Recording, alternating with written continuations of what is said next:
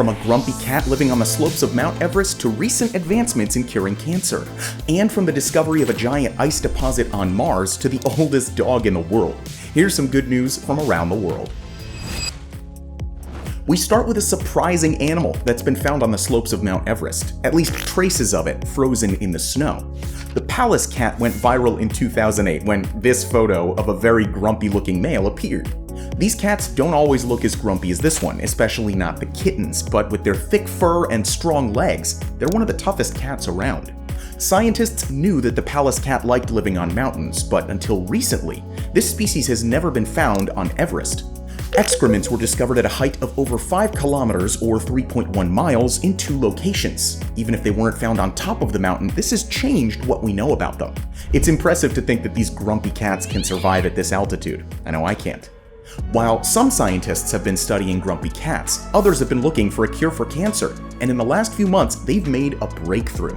Researchers in California are developing a type of immunotherapy that boosts the body's natural defenses and helps our T cells to fight off cancer cells at an amazing supercharged rate.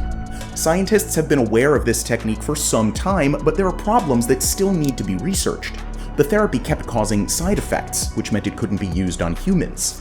But in the past few months, a new version of the therapy was tested, and those side effects almost disappeared. The technique was used to completely cure pancreatic cancer in lab mice, an incredible medical breakthrough. A lot more testing will need to be done before the treatment can be used on humans, but it's a step in the right direction. On the subject of medical breakthroughs, here's another one. Scientists have made some significant progress towards a vaccine for the Marburg virus. Luckily, it's not a common virus, but when people get infected, the death rate is high. An outbreak in Angola in 2004 killed 90% of the people who caught it. Over the past few years, scientists have tried to develop a vaccine, but without much luck. At least not until the start of 2023, when some important results were announced. A first-in-human study showed promising results. 40 volunteers were given the vaccine, and 95% of them showed a strong antibody response. The Marburg vaccine isn't approved yet, but scientists are optimistic. If everything goes to plan, this vaccine will save a lot of lives. Next, it's time to meet one of America's youngest high school graduates, David Balogun, a 9-year-old boy from Pennsylvania. He loves science and computers, and over the last few months, he's been taking classes at Reach Cyber Charter School, a school that teaches all of its classes online.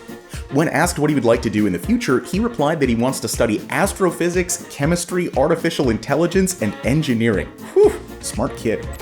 Next up is a pilot program for a 4-day week in the state of Maryland. Lawmakers tested a bill which would reward businesses if they allowed their employees to work a 4-day week without reducing their overall pay. There are many examples that 4-day weeks can be good for productivity. A major trial took place in 2022, and of the 61 companies that tried it out, 92% decided to keep the 4-day week after the trial came to an end. On the back of this evidence, a lot of companies in Japan are already introducing 4-day weeks, and now the state of Maryland is trying it too.